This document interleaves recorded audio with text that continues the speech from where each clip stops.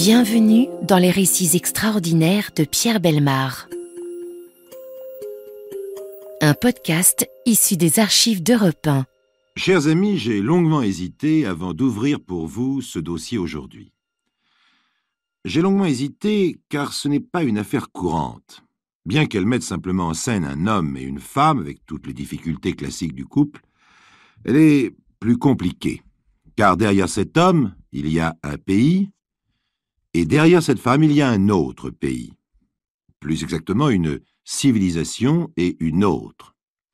Et si j'ai hésité, c'est que la plupart du temps, lorsqu'on parle de civilisations différentes, on en arrive à un mot qui ne me plaît pas plus qu'à vous, le racisme. Le racisme, tout le monde en parle, certains le vivent, beaucoup en meurent, et des pays entiers en souffrent.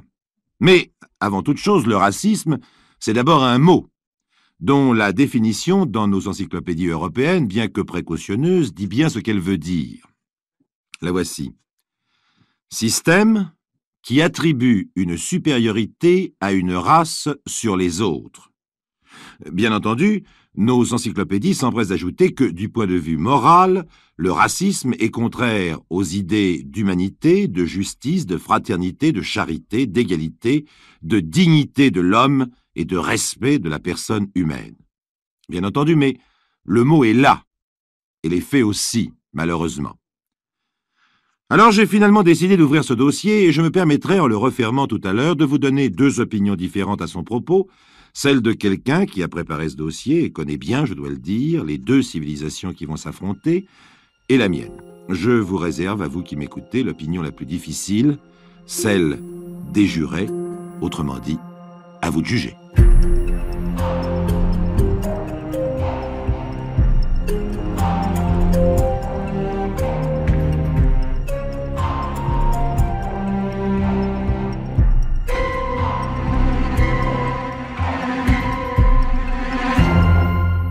Nous sommes en 1923, l'une des années folles dans le monde comme à Londres. À Londres, il existe à cette époque un endroit fou où se rencontrent les heureux, les riches, les désœuvrés, les duchesses et les fils de rois, le Savoy Hotel. Dans l'un des grands salons, à l'heure du déjeuner, les petites tables regorgent du scintillement de l'argenterie, des lumières de cristal et des bijoux de femmes.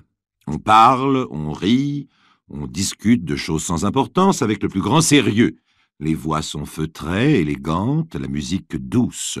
Le chef d'orchestre, en queue de pie, fait le tour des tables, son violon vissé sous le menton, courbant le dos vers les décolletés, un sourire de commande aux lèvres. Il s'approche d'une table. Les plats sont intacts, une jeune femme l'occupe. Elle est jeune, très belle. Une merveilleuse robe de lamé, une fourrure négligemment jetée sur les épaules, des yeux très grands, très bleus, des bijoux de reine, mais un regard désespéré. Le chef d'orchestre a l'habitude. Ce n'est sûrement pas grave. Rien n'est grave dans tout ce luxe. La jeune femme est seule.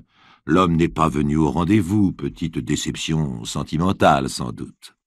Il se penche au-dessus des cheveux blonds, savamment bouclés. Si vous le permettez, madame, mon orchestre est à votre disposition. Avez-vous un air favori? La jeune femme lève la tête en sursautant. On dirait qu'elle sort d'un rêve brutalement. Puis, elle semble réaliser ce qui se passe, où elle est, et ce qu'on lui demande. L'homme, toujours courbé, infiniment aimable, attend. Il attend qu'on lui réponde « Jouez-moi Valse de Vienne » ou n'importe quoi d'autre. Mais le silence s'étire, et lorsque la jeune femme le rompt d'une voix claire mais sans expression, c'est au tour du chef d'orchestre de sursauter. « Je vous remercie beaucoup, mais mon mari a décidé de me tuer dans les 24 heures, et je n'ai pas le cœur à écouter de la musique. » Quand on est chef d'orchestre au Savoy, depuis aussi longtemps que Ronald Milton, on en a entendu d'autres. Pourtant, Dieu sait le nombre d'excentriques qui hantent les salons de l'hôtel. Mais ça, le chef d'orchestre ne l'a jamais entendu. La jeune femme n'ajoute rien et son regard se perd à nouveau dans le vague. Alors, avec le fruit d'une longue habitude, Ronald Milton s'incline profondément en répliquant « Je souhaite que vous soyez ici demain À la même heure, madame. En reprenant son violon et son air compassé, il s'éloigne discrètement. Quelques minutes plus tard, la jeune femme est rejointe par son mari. Aucun doute à ce sujet, c'est bien le mari. Il porte une alliance, la jeune femme aussi, et une certaine tension s'établit entre eux dès qu'ils sont ensemble. De loin, les employés de l'hôtel perçoivent les éclats polis mais violents d'une discussion entre eux. L'homme veut danser, sa femme ne veut pas. Il insiste assez brutalement, avec un manque de courtoisie que n'arrive pas à dissimuler son smoking impeccable et sa silhouette de dandy. La jeune femme a l'air très en colère, manifestement.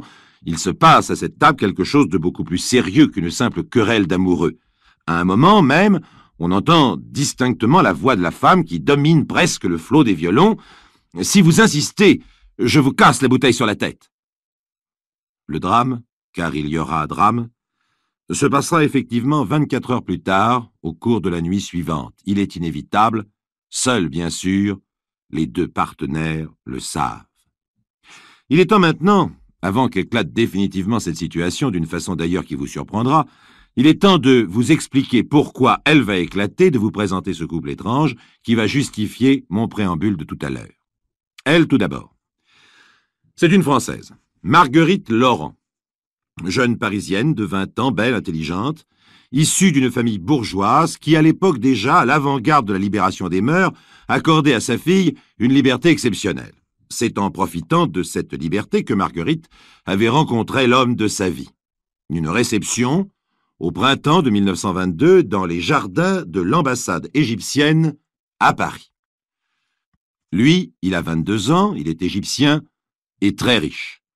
Fils d'un ingénieur célèbre dans son pays, fondateur d'une association philanthropique, le père avait reçu des autorités égyptiennes le titre de bey, et à sa mort, son fils, Fahmi, avait hérité du titre et d'une fortune considérable. Fahmi vit comme un prince.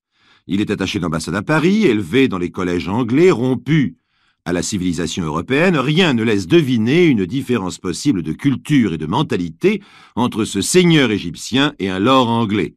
Oxford fabrique tous les jeunes gens qui lui sont confiés sur un modèle standard, les munis de la même cravate, de la même distinction à toute épreuve et du même vernis anglais. On peut dire que Fahmi est un honorable produit d'Oxford, avec le charme oriental en plus. Pour vous le décrire physiquement, je ne vois qu'un personnage, un acteur de cinéma qui fait battre les cœurs des dames, depuis quelques années déjà, Omar Sharif, même visage volontaire et doux à la fois, regard de feu ou de velours, élégance du geste, beauté hautaine, tout y est. Lorsque le sombre Fahmi a rencontré la claire Marguerite, le coup de foudre a éclaté avec une violence telle, une passion si incontrôlable, qu'ils n'ont pas réfléchi ni l'un ni l'autre à leurs différences extrêmes. D'ailleurs, on aurait eu beau le leur dire qu'ils n'y auraient pas cru. Beaux tous les deux, intelligents et libres tous les deux, et amoureux, quoi de plus normal et de plus dangereux aussi. Marguerite et Fahmi passent ensemble un été merveilleux de Deauville à Biarritz, de Casino en bal. L'automne les ramène à Paris éblouis, et lorsque le jeune homme repart pour l'Égypte, Marguerite ne supporte même plus l'idée d'une séparation. Elle le rejoint au Caire, où elle l'épouse en septembre 1922. L'incident dont je vous parlais au début dans les salons de l'hôtel Savoy se situe exactement 10 mois plus tard, en juillet 1923. En 10 mois de vie commune, le monde va basculer pour l'un comme pour l'autre. La Française et l'Égyptien vont apprendre à se connaître et à se haïr aussi violemment qu'ils s'aiment. Je pense très sincèrement, en ce qui me concerne, que cet affrontement se serait produit de toute façon entre ces deux personnalités si différentes, en dehors même de tout contexte de race et de civilisation. Fahmi est un homme trop entier, trop fier, trop volontaire et trop dominateur. Marguerite est une femme trop entière, trop fière, trop volontaire et trop dominatrice. Entre deux êtres qui finalement se ressemblent à ce point et qui s'aiment à ce point, les étincelles sont inévitables, surtout après le coup de foudre traditionnel qui aveugle complètement les deux partenaires. Mais je dois reconnaître que la différence fondamentale qui existait à l'époque et qui existe encore sur la conception de la femme orientale et européenne ne pouvait qu'envenimer les choses.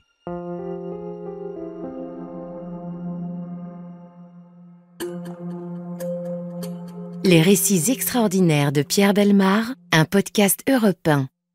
Ce qui se passe ce jour-là au Caire, le matin du fastueux mariage de Marguerite Laurent et de Fahmi bey d'Égypte, nous l'avons appris par des correspondances que la police retrouva à l'époque et par des témoins. Notamment, l'un d'entre eux, Saïd Enani, secrétaire particulier de famille, confident, ami, âme damnée même, dont le principal rôle semble avoir été celui de maintenir à tout prix son jeune maître dans le respect des traditions arabes, avec peut-être un peu trop de fanatisme et d'efficacité. Marguerite débarque dans une ville inconnue qui n'a rien de tout ce qu'elle aurait pu imaginer. Elle y débarque le jour même de son mariage, attirée dans un guet-apens qu'elle ignore et dont elle serait incapable de comprendre le sens si elle le connaissait. En effet, elle a reçu un télégramme de son amant qui a motivé son départ précipité de Paris. Ce télégramme, c'est le secrétaire qui l'a envoyé au nom de son maître, et il dit ceci: « Je suis gravement malade et crains que mes jours ne soient en danger. Je veux t'épouser maintenant, viens, le temps presse, aucun homme au monde ne pourrait t'aimer comme je t'aime. » Or, ce n'est pas vrai, Famille n'est pas malade, mais son roué secrétaire lui a conseillé cette astuce pour attirer la jeune femme au Caire et activer le mariage. Au cours d'un interrogatoire, beaucoup plus tard, le juge d'instruction demandera à Saïd Enani: « Mais pourquoi avez-vous employé ce subterfuge, puisqu'ils s'aimaient tous les deux? Elle serait venue de toute façon. » Le plus important était de lui faire abandonner sa religion catholique, de la convaincre de devenir musulmane et d'accepter le contrat de mariage selon nos règles. Mais quelles règles? Chaque homme a le droit de répudier sa femme si elle a cessé de lui plaire. Il fallait que Marguerite renonce à un droit quelconque de divorce. Une femme ne doit rien posséder, rien décider, rien exiger. Le mari est le maître. Marguerite ne sait rien, bien sûr. Elle n'imagine même pas que son amant soit capable de se laisser convaincre d'une ruse pareille. Elle se rend compte, bien sûr, que son époux n'est pas malade, mais il avoue: « Je t'aime trop, je ne pouvais plus attendre. Pardonne-moi, épouse-moi aujourd'hui, la fête est préparée, mon palais n'attend plus que toi. » Malgré cet enthousiasme, cette folie, cette précipitation qu'elle s'acharna à mettre sur le compte de l'amour, Marguerite a peur dès ce premier jour. En une seconde, elle se sent dépersonnalisée, on l'habille, on s'empresse autour d'elle, elle n'a plus rien à commander ni à décider. La robe est là, étrange et séduisante, brodée d'or, les parfums sont imposés, les bijoux aussi. Une nuée de femmes l'entoure, dont elle devine mal les fonctions: servante, cousine, sœur, esclave, maîtresse.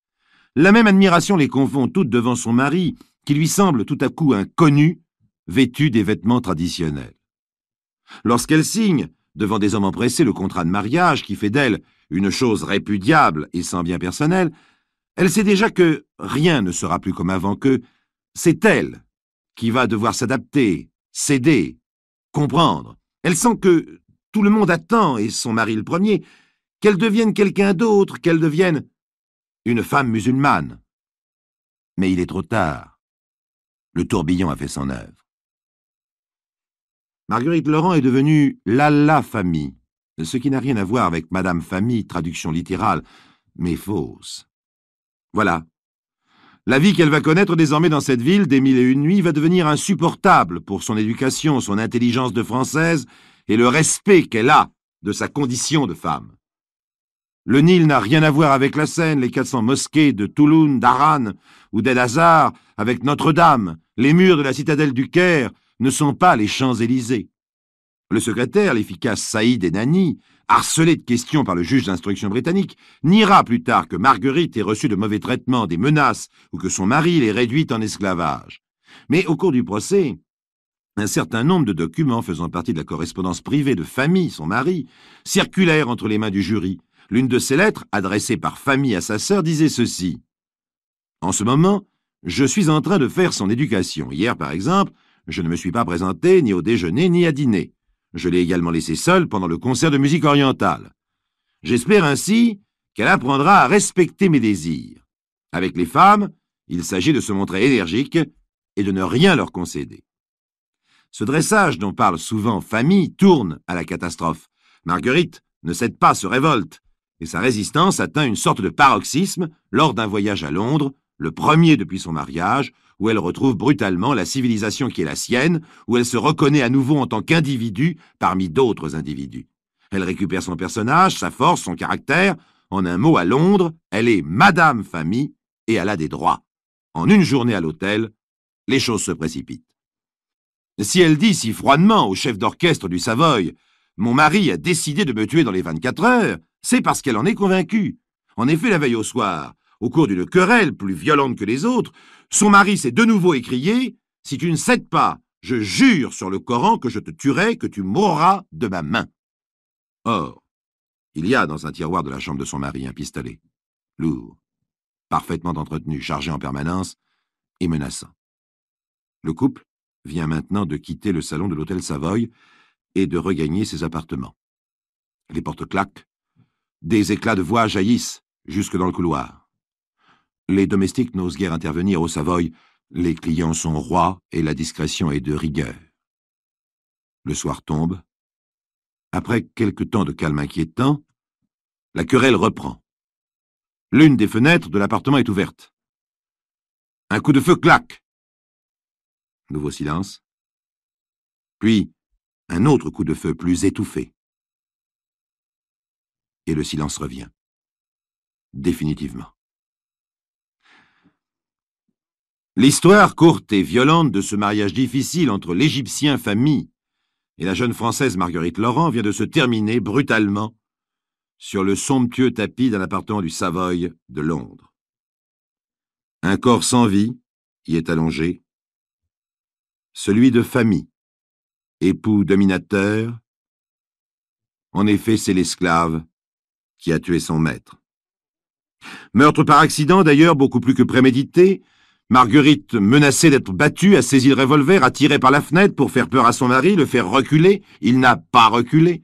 Et dans un mouvement instinctif, elle a retourné l'arme sur lui en tirant une deuxième balle.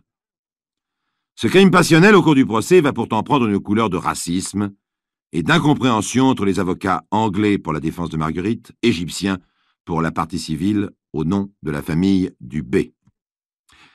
Marguerite est acquittée. Pour la passion d'abord, la défense audacieuse de son avocat ensuite.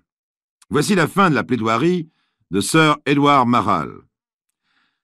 La grande erreur de Marguerite Laurent est la pire que puisse commettre une femme européenne, épouser un oriental. Il est de notoriété publique que les orientaux traitent leurs femmes d'une façon qui n'a aucun rapport avec celle qu'attend une occidentale de son mari. Il y avait aussi une lettre importante écrite par Marguerite en janvier 1923, plusieurs mois avant le drame, à l'homme d'affaires de sa famille en France.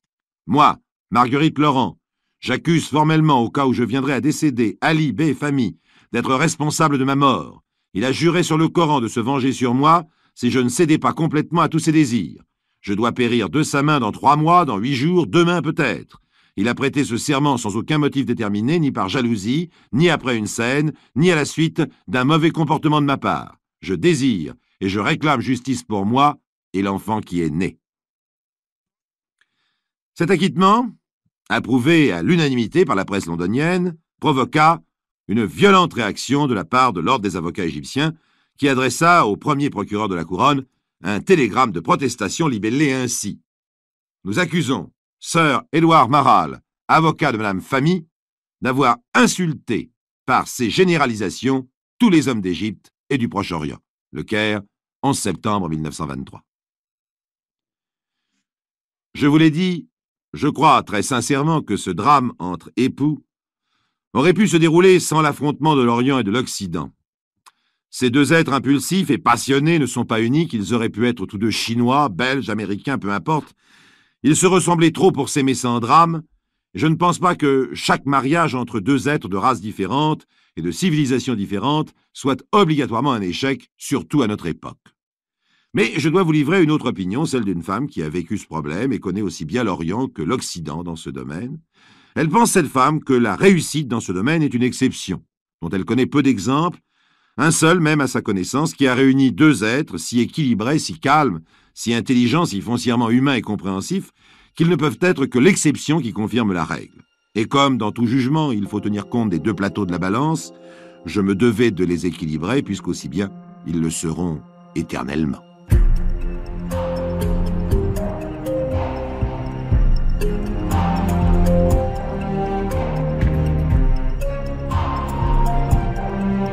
Vous venez d'écouter Les récits extraordinaires de Pierre Bellemare, un podcast issu des archives d'Europe 1. Réalisation et composition musicale, Julien Tarot. Production, Estelle Lafont. Patrimoine sonore, Sylvaine Denis, Laetitia Casanova, Antoine Reclus. Remerciements à Roselyne Bellemare. Les récits extraordinaires sont disponibles sur le site et l'appli Europe 1. Écoutez aussi le prochain épisode en vous abonnant gratuitement sur votre plateforme d'écoute préférée.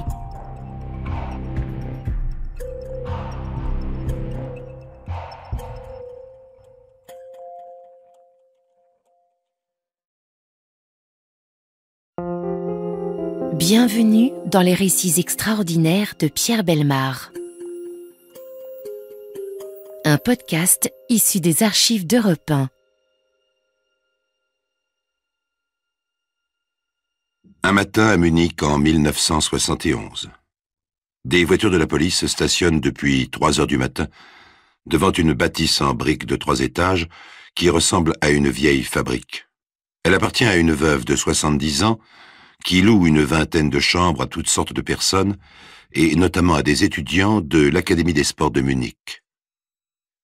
Une affaire tellement extraordinaire s'est déroulée cette nuit dans cette bâtisse que les premiers enquêteurs viennent d'appeler à leur secours un important fonctionnaire de la police, un magistrat et un psychiatre. Tous ces gens se sont installés dans le bureau de la propriétaire qui n'a pas pu quitter sa chambre car elle a une arthrose du dos. Frappés par l'étrangeté de l'affaire, ils ont voulu réunir pour quelques instants pêle-mêle, avant qu'ils s'en aillent aux 4 coins de la ville, tous les acteurs et tous les témoins. Ils ont même fait venir d'une petite ville à 200 km de Munich un homme et une femme d'environ 45 ans, les parents du principal personnage de l'affaire. Ceux-ci viennent tout juste d'arriver pour entendre, cloués par la stupeur, le récit du drame incroyable dont leur fils est le héros. Maintenant, un enquêteur leur demande « Parlez-nous de votre fils ». C'est la mère qui va répondre, une créature maigre qui fut sans doute jolie, mais qui semble avoir combattu avec ardeur toute féminité. Elle a le visage blanc d'un pierrot sévère, les cheveux si courts qu'ils sont presque ras, et une robe noire dissimule tout attrait, on la croirait échappée d'un Carmel. Nous avons été très vite, dit-elle, très fiers de notre fils. Elle parle d'un ton monocorde sans faire un geste, sans doute pour mieux contenir une agitation dont les manifestations pourraient paraître déplacées. Armin, dit-elle encore. Armin est le prénom de son fils et le héros de cette histoire. Armin était très doué du point de vue sportif. En cela, il ressemblait beaucoup à son père. Armin, dit le père qui vient de se laisser tomber dans un fauteuil de velours usé, Armin faisait partie, comme moi, des meilleurs sportifs de toute la Bavière. C'est sur le plan intellectuel qu'il était bien différent, explique la mère avec candeur.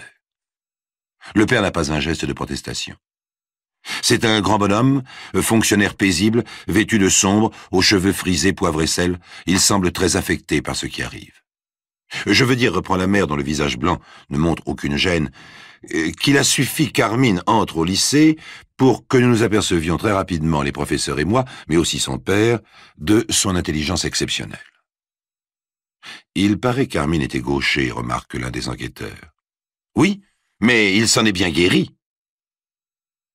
Vous noterez, chers amis, que la mère utilise le mot guéri comme si c'était une maladie d'être gaucher. Mais comment ça, demandent les enquêteurs. Eh bien, je lui ai fait faire des quantités d'exercices. Par exemple, je lui lançai une balle qu'il devait rattraper d'abord des 2 mains, puis de la main droite. Parlez-nous de ses études, demanda l'inspecteur. Oh, excellente, bien entendu, excellente. Hélas, très vite, il s'est intéressé à la littérature philosophique. Une passion qui le menait de Platon à Marcuse. Le comble, c'est que c'est à ce moment qu'Armin s'est lié d'amitié avec ce Peter. Ils fréquentaient le même lycée. Disant cela, la mère d'Armin se tourne, les sourcils foncés, subitement durs, presque agressives, vers un jeune homme sympathique qui se tient dans un angle du bureau.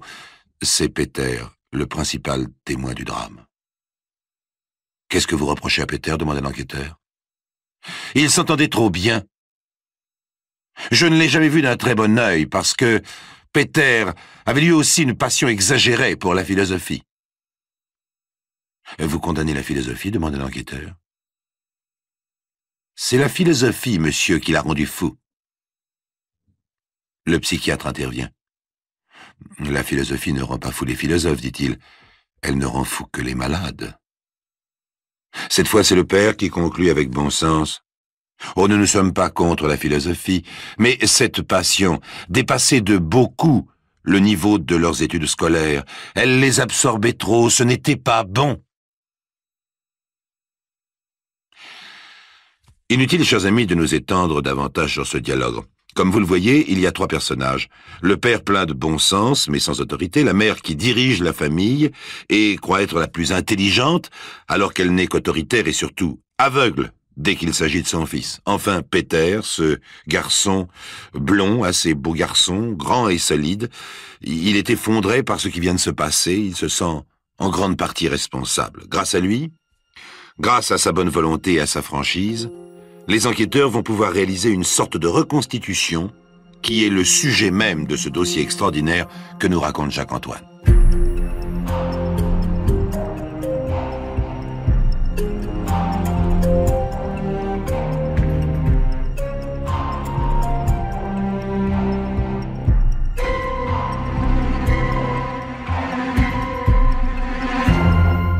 Dans le bureau de la vieille pension de famille de Munich, les enquêteurs apprennent en quelques minutes ce qu'il leur faut savoir sur Armin, le héros de cette affaire exceptionnelle. Avec eux, chers amis, vous allez voir l'aveuglement, la paralysie et le mépris des gens, bref, leur incompréhension devant une crise de folie dont l'évolution pourtant crevait les yeux. Au moment du baccalauréat, qu'il aurait dû obtenir haut la main, Armin se fit remarquer pour la première fois par un comportement inattendu, ce que sa mère qualifie de comportement négatif. Comprenant qu'il s'était mal engagé dans l'épreuve de mathématiques, Armin flanqua ses copies par terre, quitta la salle et partit. Et il partit pour la Turquie. Après avoir vagabondé pendant 6 semaines, il revint redoubler la 9e année et obtenir cette fois un baccalauréat bien noté. En 1969, les tests classiques du service militaire lui attribuent un quotient d'intelligence extrêmement élevé. Mais l'enfant sage est devenu associable, indiscipliné. Il est 4 fois sanctionné pour insoumission. Ses camarades de chambrée se souviendront seulement de sa passion pour les lettres et pour la philosophie, car la philosophie joue un rôle étrange dans ce drame. Elle va masquer la maladie aux yeux de ses proches.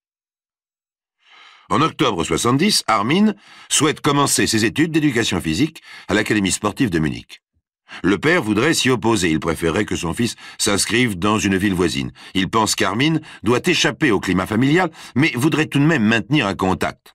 Et il ne peut pas avoir de grandes discussions philosophiques avec son fils, mais il sent que celui-ci va traverser des moments difficiles et que sa présence pourrait l'aider. Hélas, la mère considère l'école de Munich, où s'est inscrit Armin, comme beaucoup plus prestigieuse. Et le père, qui devrait insister, n'insiste pas. Après l'examen d'entrée, Armin, premier avec félicitations du jury, vient louer une chambre ici dans cette bâtisse en briques, le lieu du drame. Une chambre modeste, de 4 mètres sur 4, non chauffée, douche, lavabo, kitchenette, un sol carrelé, un grand placard, un lit assez confortable pour une seule personne. La fenêtre donne au 2e étage, sur une rue très bruyante durant la journée et sinistre durant la nuit. Lesquels d'entre vous connaissez Armin, demandent les enquêteurs aux étudiants qui demeurent dans la maison. Ceux-ci déclarent qu'Armin n'a jamais cherché à avoir le moindre rapport. Les conversations avec lui étaient tout à fait fortuites. Cependant, il eut l'occasion de parler un jour à l'un d'entre eux d'un complexe qui ne le lâchait pas. Quel complexe, demande le psychiatre. L'étudiant qui rapporte ce propos s'excuse par avance. « Oh, vous savez, moi, je suis sportif. Je ne pourrais pas vous donner beaucoup d'explications. Il m'a dit que c'était le complexe de la mère. » Un autre étudiant déclare qu'Armin lui aurait un jour confié qu'une jeune fille l'avait autrefois profondément déçu. Un autre signale que pendant les 2 jours qui ont précédé le drame, prétextant qu'il était malade, Armin n'a pas été à l'académie. Mais en réalité, Armin s'est voué pendant ces 2 jours tout entiers à la philosophie, cherchant dans les librairies de Munich les œuvres d'un philosophe russe. Venons-en aux faits. Nous allons les connaître grâce au témoin principal du drame, le jeune Peter, et aux notes griffonnées par Armin lui-même et qu'on vient de saisir dans sa chambre. Ce sont des feuillets arrachés à des blocs de différents formats sur lesquels, dans les 15 jours qui ont précédé le drame, il jetait à tout moment des réflexions souvent illisibles. Ces notes constituent un effort désespéré d'atteindre la clarté et la méthode. Par exemple, il y a une feuille où il essaie laborieusement de classer les sciences abstraites et spirituelles. 15 jours avant le drame, Peter, qui effectuait son service militaire, reçut un petit mot d'Armin qui voulait le voir car il se sentait mal dans sa peau et avait besoin de s'expliquer avec lui. Il se retrouvait donc le week-end suivant et passait la journée en des discussions d'ordre intellectuel qu'Armin, dans ses notes, qualifie d'interminables et stériles. La conversation portait aussi sur les drogues, dont Armin croyait qu'elles pourraient l'aider à voir les problèmes de la vie sous leur véritable aspect et à mieux les maîtriser. Par exemple, explique-t-il à Peter, je voudrais pouvoir me rapprocher des femmes. Je n'y arrive pas. Chaque fois que je rencontre une jeune fille, l'image de ma mère, d'une façon ou d'une autre, vient toujours s'interposer. Quel souvenir avez-vous gardé de cette journée demanda Peter, l'un des enquêteurs. Je n'en garde pas un très bon souvenir. Carmine m'est paru, dans l'ensemble, préoccupé. Après tout, c'est normal. Nous sommes à l'âge des problèmes. Mais on aurait dit qu'il tombait. Oui, qu'il tombait, qu'il cherchait à se raccrocher à des branches qui n'existaient pas. Mais vous n'avez pas songé à entrer en rapport avec son père? Non, il m'avait dit que son père ne le comprenait pas. Mais est-ce qu'il se droguait demande le psychiatre. Oh, rien de bien méchant. Depuis quelques semaines, il avait dû fumer de temps en temps une cigarette de hashish. Continuez. Le week-end suivant, lorsque j'ai retrouvé Armin, celui-ci avait un air absent. Il ne s'intéressait plus du tout aux choses matérielles. Le psychiatre s'agite sur sa chaise.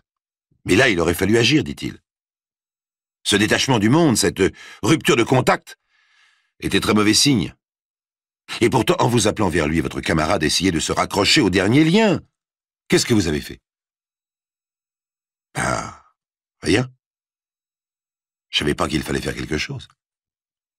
J'ai seulement pensé qu'Armin traversait une mauvaise passe. Alors nous avons occupé notre temps à chercher dans les librairies, toujours des livres de philosophie. Et le soir, dans sa chambre, nous avons fumé 2 cigarettes de hashish. Armin écrivait ses idées sur ses petites fiches. Comme il n'y a qu'un lit, on a dormi ensemble. Et puis hier, on a été voir le concert pop de Frank Zappa. Nous avons gagné le centre de la ville en courant le long de la rivière. Armin s'est arrêté par moments pour déchiffrer les inscriptions sur les vieilles pierres tombales cassées avec lesquelles on a pavé le chemin. Mais il mêlait aux mots qu'il pouvait traduire des pensées assez confuses. Puis au concert pop, il était encore plus bizarre, encore plus différent. Chaque fois que Frank Zappa s'adressait au public, il se conduisait comme si c'était à lui en particulier. Il criait et puis subitement me demandait, par exemple, le nom des 12 apôtres. Après le concert pop, qu'est-ce que vous avez fait? On a été à la taverne de la Mundstrasse. Qu'est-ce que c'est que cette taverne demande le psychiatre. Le policier répond, oh, c'est un lieu fréquenté par les vagabonds, les drogués, les hippies. Je suppose que vous avez encore acheté du hashish? Oui. Avec les 50 marques qui nous restaient, nous avons acheté 10 grammes. Et puis on est retourné à la chambre d'Armin et on s'est roulé 2 cigarettes. Et c'est là que vous êtes parti pour le voyage dont il n'est pas revenu? Oui.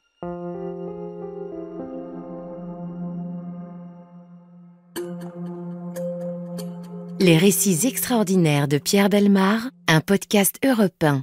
Armin avait emmené pour tout bagage dans le voyage terrifiant qu'il allait accomplir ses inséparables petites fiches pour y jeter des notes et des croquis. Ces croquis, les enquêteurs les ont entre les mains. Ce sont des cercles. Ce qu'Armin appelle ces cercles de problèmes. Au milieu de chaque cercle, il inscrit ses idées subites. Ces cercles sont très révélateurs, explique le psychiatre. Ils sont caractéristiques d'un repli brutal de votre camarade sur lui-même. Une maladie s'était brusquement aggravée en lui, sous vos yeux. Il était en train de s'engager dans une crise très grave, visible. Une anomalie du comportement, un changement aussi rapide de la personnalité sont un symptôme médical évident. Voyons, s'il s'était mis à étouffer, ou à vomir, ou à se paralyser, vous auriez fait quelque chose, appelé un médecin par exemple. Et là, vous n'avez rien fait. Non. Le pauvre Peter n'a rien fait. Il se rendait compte que son camarade ne tournait pas rond. Il pensait qu'il était devenu un peu fou. Mais il ne comprenait pas que ce n'était qu'un début, que la crise pouvait aller plus loin. Il ne savait pas qu'il suffirait peut-être d'appeler sinon un psychiatre, du moins un médecin pour le sauver. Lorsqu'Armin essayait de se lancer dans une nouvelle discussion, Peter, très fatigué, préférait se reposer. Alors les pensées d'Armin changeaient, il pâlissait, son souffle devenait court, il se dirigeait vers la porte pour s'enfuir. Peter s'interposait, parvenait à le faire coucher.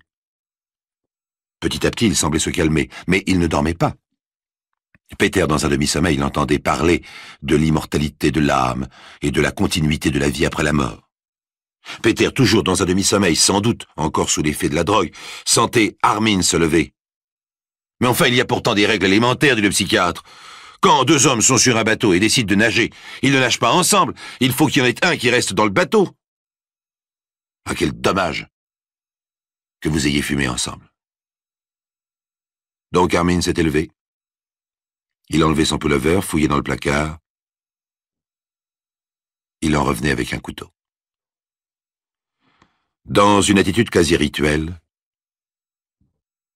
il s'agenouillait devant la porte et appuyait son couteau sur ses côtes. Pendant quelques instants, il promenait la pointe de ci, de là, essayant de trouver le meilleur endroit où la lame pourrait pénétrer dans son corps.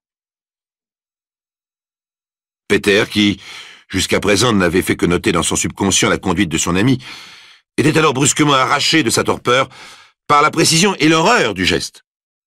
Il se dressait sur son lit et, voyant qu'Armin s'apprêtait à enfoncer le couteau, il criait « Qu'est-ce que vous avez crié ?» demande l'enquêteur. Peter ne se souvient pas. Par contre, les témoins sont là, qui confirment. « Oh oui, oui, il a crié, il a crié. Ne le fais pas !» Mais au même moment, Armin se laissait tomber en avant, et le couteau disparaissait comme s'il s'enfonçait jusqu'au manche dans son ventre. Peter croyait que son ami venait de lui faire une blague. Il haussait ses épaules et disait « T'es con !» Mais Armin, toujours à genoux, ne bougeait pas. Les yeux de Peter alors s'agrandissaient. Une goutte, puis deux gouttes, puis trois, puis un filet de sang commençait à tomber sur le carrelage de la chambre. Mais Armin n'était pas mort. Toujours à genoux, il arrachait le couteau de son ventre, tournait la tête, et sans rien dire, regardait Peter, qui voyait avec horreur que la lame tout entière était sortie de son ventre, la lame tout entière.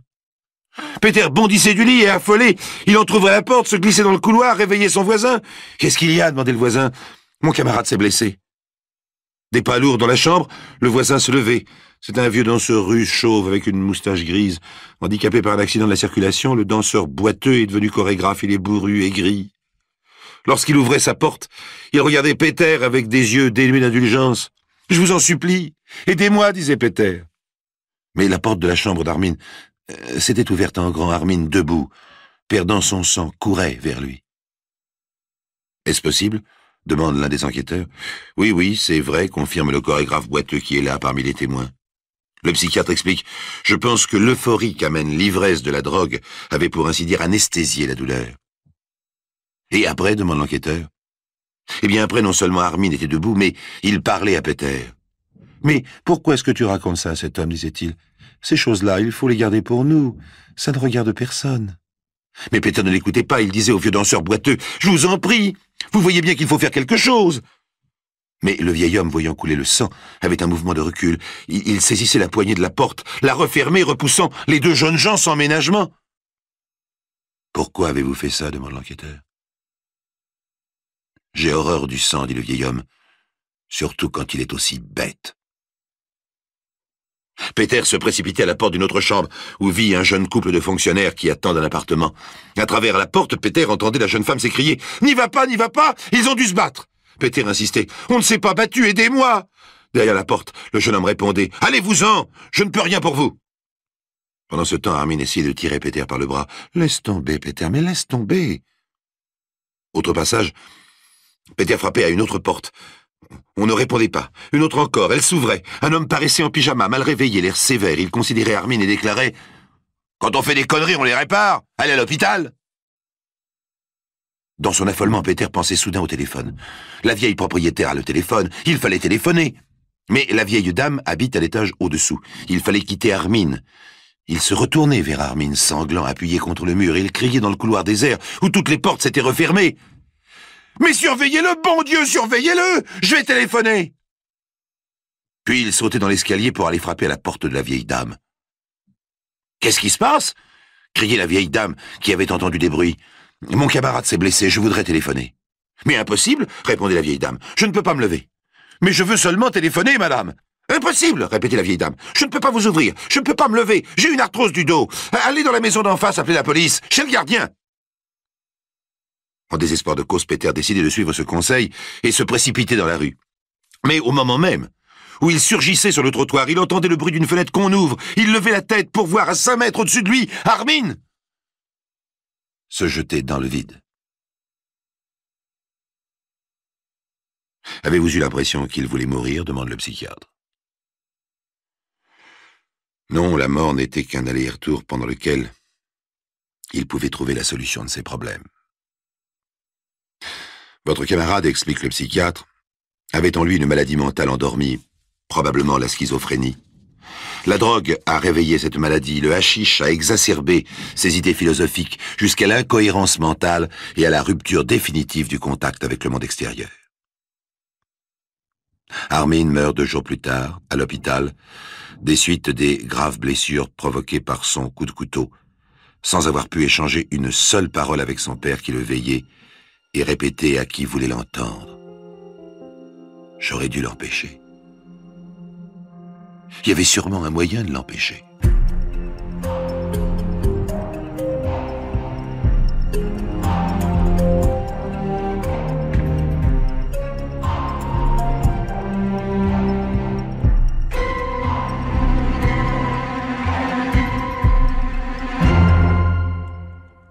Vous venez d'écouter Les récits extraordinaires de Pierre Bellemare, un podcast issu des archives d'Europe 1.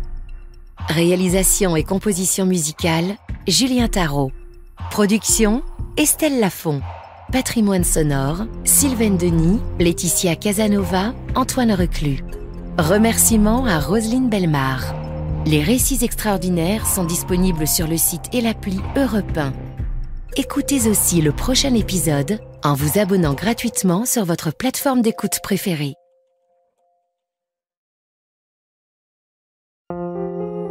Bienvenue dans les récits extraordinaires de Pierre Bellemare. Un podcast issu des archives d'Europe 1. La Nouvelle-Delhi en mai 1954. C'est la capitale administrative de l'Inde qui vient de se libérer des Anglais. L'indépendance a ramené le calme. Les immenses avenues du quartier gouvernemental sont vides. Ne passent que quelques voitures officielles et des hommes d'affaires qui ont 2 particularités: porter une chemise blanche impeccable, aux plis parfaitement repassés, et ne jamais se presser. Dans la vieille ville, par contre, c'est l'image traditionnelle. Une foule grouillante, les marchands de tissus, de cigarettes à la pièce, les vendeuses de guirlandes de fleurs que les femmes tressent avec leurs nattes, les tailleurs installés devant la machine à coudre à pédales de nos grands-mères, les vaches sacrées qui traversent la rue, chacun faisant un détour pour ne pas les déranger. Une jeune fille se ferait difficilement un passage dans cette cohue. Oh non qu'elle n'y soit pas habituée, elle habite là, près du Fort Rouge, depuis toujours chez ses parents, mais elle est malade. Elle souffre de maux d'estomac et du ventre. Elle se demande si elle aura la force d'arriver jusqu'à son lit, n'ayant qu'une hâte, se coucher. Elle titube et ne peut s'empêcher de gémir. Personne, bien entendu, ne fait attention à elle. Il y a trop de monde, la vie est difficile en Inde, chacun porte sa croix ici, on y accepte naturellement la souffrance. Le passage sur cette terre, disent les Indiens, est trop bref pour s'en préoccuper. Ah, ça y est, enfin, voici la maison. La jeune fille fait un dernier effort pour y parvenir. Elle s'écroule, évanouie, sur le pas de la porte. Les voisins l'ont reconnue. Son père, sa mère sont accourus. « Satya, Satya, parle-moi, ma petite fille. Dis-moi ce que tu as. » Mais vous voyez bien qu'elle ne peut pas parler. Il faut aller chercher un docteur. Elle a été mordue par un serpent. Mais c'est impossible. Elle était à son travail, au bureau. Alors c'est une insolation. Mais elle ne souffrirait pas comme ça. En revenant à elle, la jeune fille est prise de spasmes violents, mais ne peut réussir à vomir. « Je t'en supplie, Satya, essaie de nous dire ce qui s'est passé. » La jeune fille prononce quelques paroles inintelligibles. Après qu'une ambulance l'ait emmenée à l'hôpital, se présente, à son domicile, le frère de sa meilleure amie Rani, une jeune fille qui travaille dans la même entreprise qu'elle. Le jeune homme s'adresse aux parents. « Satya est rentrée ?»« Oui. Je voudrais la voir parce que ma sœur est malade, très malade. On ne comprend pas ce qu'elle a. Elle est incapable de dire un mot. Il a fallu l'hospitaliser. »« Quoi ? Rani aussi ?» Les deux jeunes filles souffrent du même mal inexplicable, frappées toutes les deux le même jour à la même heure en quittant le bureau.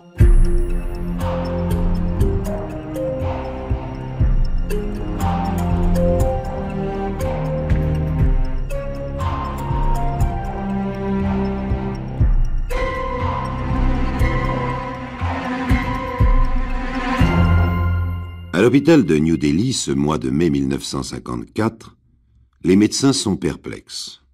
Deux jeunes filles, Satya et Rani, sont dans le coma, mourantes, présentant exactement les mêmes symptômes, sans diagnostic possible. On leur a fait un lavage d'estomac, des prélèvements ont été envoyés au laboratoire. « Vous décidez quoi, docteur ?» demande l'infirmière. « Rien pour l'instant. Il faut attendre les résultats de l'analyse. » Entre un interne. « Excusez-moi de vous déranger, patron. Qu'est-ce qu'il y a encore ? Une urgence ? Une jeune fille qui est arrivée dans le même état que les deux autres. Vraiment. Je ne vous trouve pas drôle, mon vieux. » L'interne a la réputation d'aimer les plaisanteries, même de mauvais goût. « Mais je vous assure, patron, elle est presque paralysée. Elle semble ne plus avoir de pouls. Il faut que vous veniez, sa mère est là. Elle dit que sa fille travaille à la clinique des Jains. Elle aussi ? Et oui. Vous voyez bien que pour une fois, je ne plaisante pas. » La troisième jeune fille, qui vient d'être hospitalisée, s'appelle Ranta. Comme Rani et Satya, elle s'est trouvée mal en quittant son service. Le service d'accueil de cette clinique des Jains, une clinique spécialisée dans le traitement des femmes stériles selon des méthodes ostéopathiques et psychologiques. Une clinique à la mode, très chère, que les milieux médicaux indiens considèrent avec mépris. Un établissement, comme il en existe trop qu'on tolère en pensant qu'ils sont inoffensifs, servant essentiellement à soutirer de l'argent à de riches clientes crédules, oisives. Ranta souffre d'une sorte d'empoisonnement comparable à celui provoqué par le venin d'un serpent, mais sans avoir été mordu par aucun reptile, pas plus que Rani et Satya. De deux choses l'une, remarque le médecin-chef. Ou bien, ces trois filles ont été prises d'un malaise à la clinique, le même malaise en même temps, dû à la même cause. Et alors pourquoi ne les a-t-on pas soignées? Dans une clinique, on aurait pu leur faire un lavage d'estomac tout de suite. On les aurait sauvées. C'était tout de même pas sorcier. Ou bien, il leur est arrivé quelque chose après avoir quitté leur travail. Mais quoi? Et toutes les trois ensemble, puisqu'elles souffrent visiblement de la même intoxication. Appelez la police. Pardon? Je vous dis d'appeler la police. Il faut que nous soyons renseignés, et vite, sur ce qui a pu se passer. Je crains même qu'il ne soit trop tard. Essayons tout de même. Un inspecteur, l'inspecteur Mali, est chargé d'une enquête. Un peu avant minuit, il apporte les premiers renseignements au médecin-chef de l'hôpital. À la clinique, personne n'est au courant de quoi que ce soit. Alors quelque chose se serait produit après que les trois filles aient quitté leur travail. Je ne crois pas. Vous m'aviez demandé, docteur, si elles étaient parties de la clinique ensemble. Eh bien non. Satya a fini la première à 18h. Rani, à peu près à la même heure. Ranta a été de permanence jusqu'à 20h. Elle a voulu s'en aller avant parce qu'elle ne se sentait pas bien. Donc c'est à la clinique qu'elles ont été empoisonnées, elle et les deux autres. C'est justement ce que j'allais dire. Et vous êtes sûr qu'à la clinique, ils ne se sont aperçus de rien? Entre alors l'infirmière. Docteur, le numéro 26. Ranta? Oui. C'est fini. Ranta vient de mourir sans avoir pu donner aucune indication sur ce qui lui était arrivé. Satya et Rani reprendront-elles connaissance et pourront-elles parler?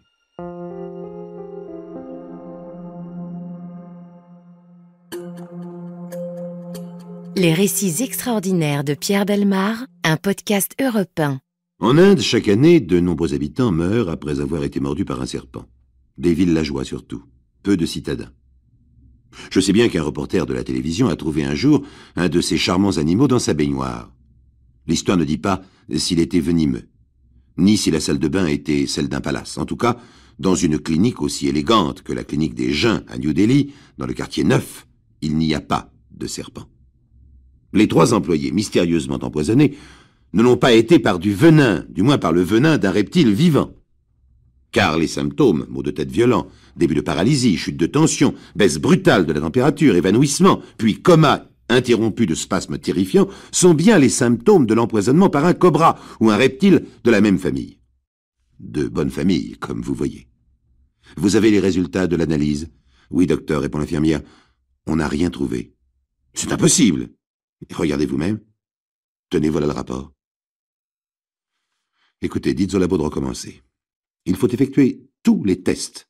Il y a sûrement quelque chose. En attendant, vous continuez le goutte à goutte, bien sûr. Rani et Satya, dans le coma, sont maintenus en survie avec tous les moyens du bord. Chaque heure qui passe depuis le décès dans la nuit de leur compagne Ranta donne aux 2 jeunes filles une chance de s'en tirer, à leur organisme de reprendre le dessus. Alors peut-être elles pourront parler, expliquer ce qui s'est passé. En connaissant l'origine du mal, les médecins sauront mieux comment l'analyser, comment l'enrayer si c'est possible.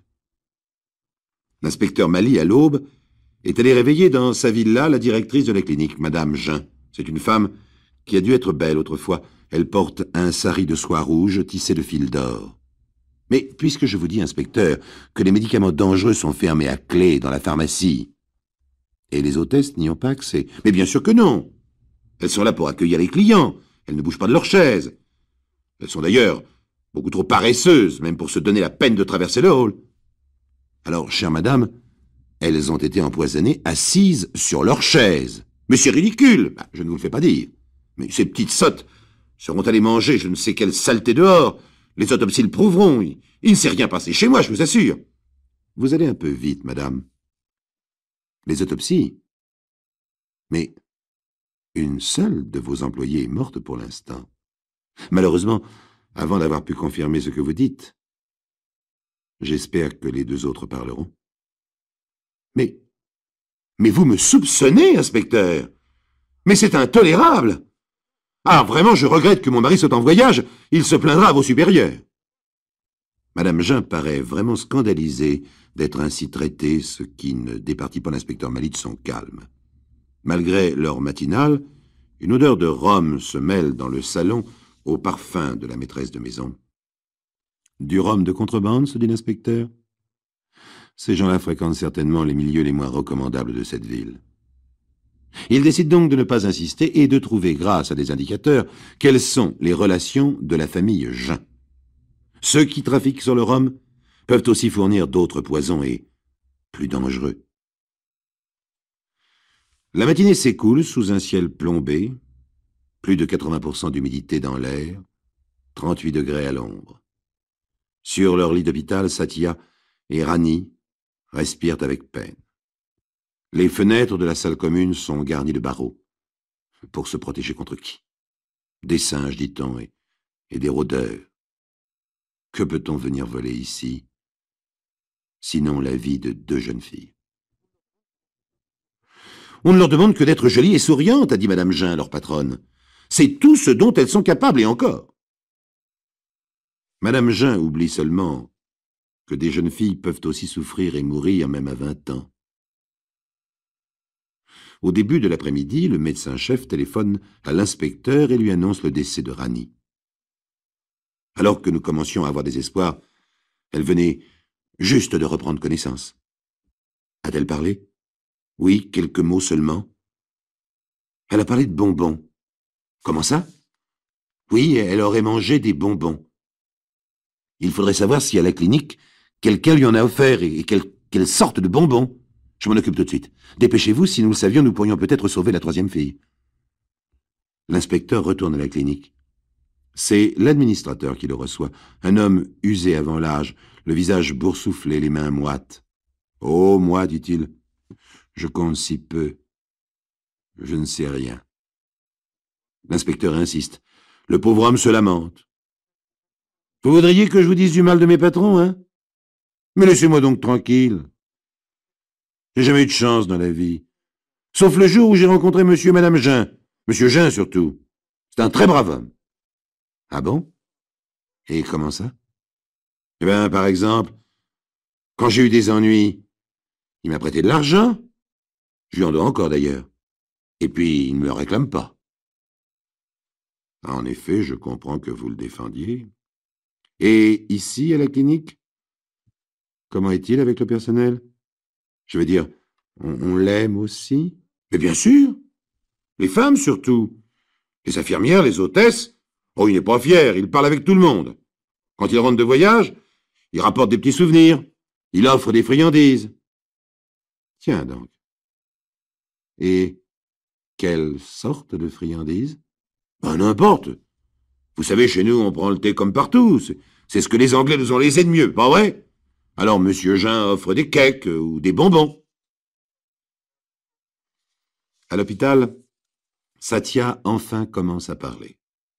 Des phrases incompréhensibles d'abord. Le médecin, aussitôt alerté, la presse de questions. Rappelez-vous, qu'est-ce que vous avez mangé? Des bonbons? Des bonbons. Oui, oui, des bonbons. Qui vous les a donnés? Monsieur Jean? Non, non, non, pas lui. Qui alors? Allons, faites un effort, il le faut. La jeune fille gémit. Ses traits se crispent. Le médecin veut absolument entendre ce qu'elle va enfin dire, même si elle ne le dit que dans un souffle. Il se penche vers elle. C'est moi, Satya, le docteur. Dites-moi, qui vous a donné des bonbons? Madame. Madame Jean. Satya mourra quelques instants plus tard, comme sont morts ses deux compagnes, après qu'une amélioration de son état ait laissé naître un espoir. Mais Satya, elle, a donné le nom du coupable, la directrice de la clinique. Reste à trouver le motif de ce triple meurtre et l'arme du crime, le poison inconnu que le laboratoire n'a pas su déceler. Un mandat d'arrêt est lancé contre Madame Jean. Celle-ci a disparu de son domicile sans laisser d'adresse. Par contre, Monsieur Jean, lui, rentre de voyage, et ne se doutant de rien, il tombe entre les mains des policiers venus chercher sa femme. On l'interroge. C'est un homme naïf et charmant.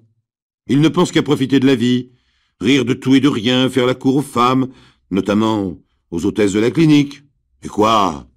Marivauder, offrir des fleurs et des bonbons à des jeunes filles aussi insouciantes et légères que lui, pouvait conduire à un rendez-vous, pas un rendez-vous galant, un rendez-vous avec la mort. Mais il ne peut y croire. Mais ce n'est pas vrai, inspecteur, c'est une mauvaise plaisanterie. Hélas, non, monsieur. Mais enfin, pourquoi? Mais je n'étais même pas là. Pourquoi? Monsieur Jean ne peut comprendre que sa femme, lasse d'entretenir un homme qui menait la Dolce Vita pendant qu'elle dirigeait la clinique, ait eu l'idée de se venger.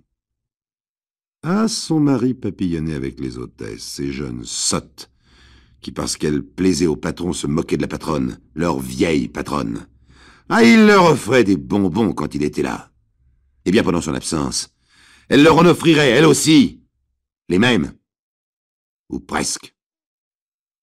À propos, dit l'inspecteur une semaine plus tard au médecin-chef, ça y est, nous connaissons le poison. Oh, c'est un saint homme qui l'a fourni à Madame Jean. Celui que l'inspecteur Mali appelle le saint homme est une sorte de sorcier qu'on trouve dans les bouges indiens, ces magasins bistrots où tout se vend, y compris Le rhum de contrebande qui parfumait la villa de la propriétaire de la clinique. La drogue aussi. Alors, vous me le donnez, ce poison, inspecteur? Il faut le faire analyser. Mais je ne vous ai pas dit que je l'avais, docteur. Je vous ai dit que nous connaissions sa provenance. Nous avons un témoin, le vendeur. C'est l'essentiel pour le procès. Ah, pourtant, ça m'aurait intéressé d'en avoir. Vous seriez déçu. Ce n'est jamais le même. Voyez-vous, ils écrasent des têtes de serpents. Ils les font mijoter avec je ne sais trop quoi. Et la police laisse faire. Hatcha. Oui, hatcha. Comme disent toujours les Indiens en hochant la tête, ce qui signifie « c'est comme ça, pas autrement ». Résigné d'avance à l'incompréhensible volonté des divinités quelles qu'elles soient. Ah, pour votre information, je vous signale que Madame Jeun a été arrêtée dans une gare alors que le train qu'elle avait pris pour s'enfuir y stationnait depuis plus d'1 heure sans raison apparente. Son nom restera dans l'histoire car elle a été la première femme pendue dans la Nouvelle République de l'Inde.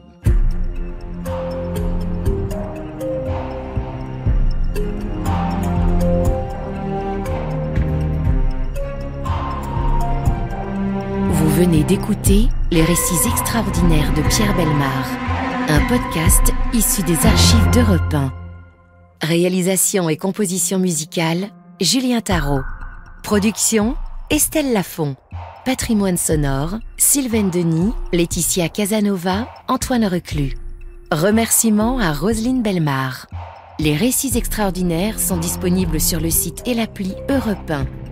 Écoutez aussi le prochain épisode en vous abonnant gratuitement sur votre plateforme d'écoute préférée.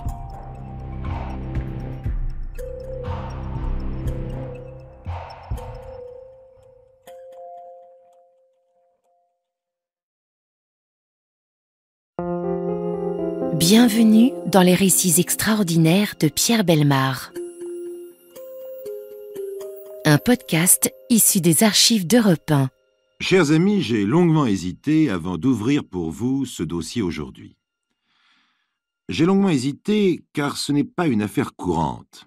Bien qu'elle mette simplement en scène un homme et une femme avec toutes les difficultés classiques du couple, elle est plus compliquée. Car derrière cet homme, il y a un pays, et derrière cette femme, il y a un autre pays. Plus exactement, une civilisation et une autre. Et si j'ai hésité, c'est que la plupart du temps, lorsqu'on parle de civilisations différentes, on en arrive à un mot qui ne me plaît pas plus qu'à vous, le racisme. Le racisme, tout le monde en parle, certains le vivent, beaucoup en meurent, et des pays entiers en souffrent. Mais, avant toute chose, le racisme, c'est d'abord un mot, dont la définition dans nos encyclopédies européennes, bien que précautionneuse, dit bien ce qu'elle veut dire. La voici. Système qui attribue une supériorité à une race sur les autres. Bien entendu, nos encyclopédies s'empressent d'ajouter que, du point de vue moral, le racisme est contraire aux idées d'humanité, de justice, de fraternité, de charité, d'égalité, de dignité de l'homme et de respect de la personne humaine.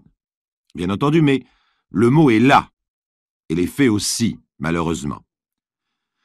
Alors j'ai finalement décidé d'ouvrir ce dossier et je me permettrai, en le refermant tout à l'heure, de vous donner 2 opinions différentes à son propos, celle de quelqu'un qui a préparé ce dossier et connaît bien, je dois le dire, les 2 civilisations qui vont s'affronter, et la mienne. Je vous réserve, à vous qui m'écoutez, l'opinion la plus difficile, celle des jurés, autrement dit, à vous de juger.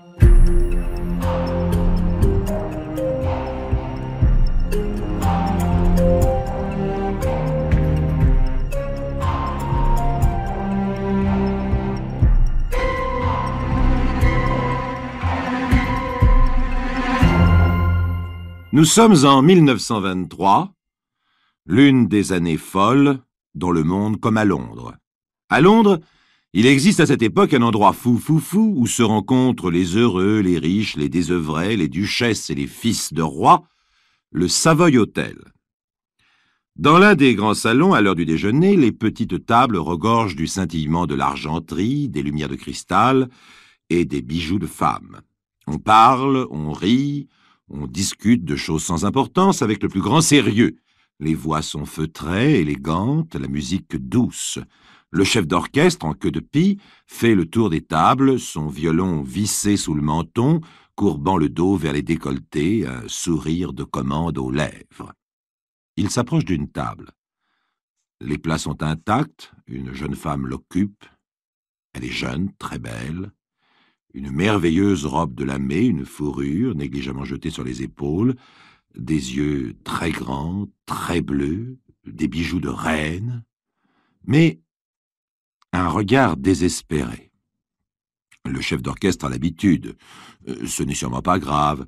Rien n'est grave dans tout ce luxe. La jeune femme est seule. L'homme n'est pas venu au rendez-vous. Petite déception sentimentale, sans doute. Il se penche au-dessus des cheveux blonds, savamment bouclés. Si vous le permettez, madame, mon orchestre est à votre disposition. Avez-vous un air favori? La jeune femme lève la tête en sursautant. On dirait qu'elle sort d'un rêve brutalement. Puis, elle semble réaliser ce qui se passe, où elle est, et ce qu'on lui demande.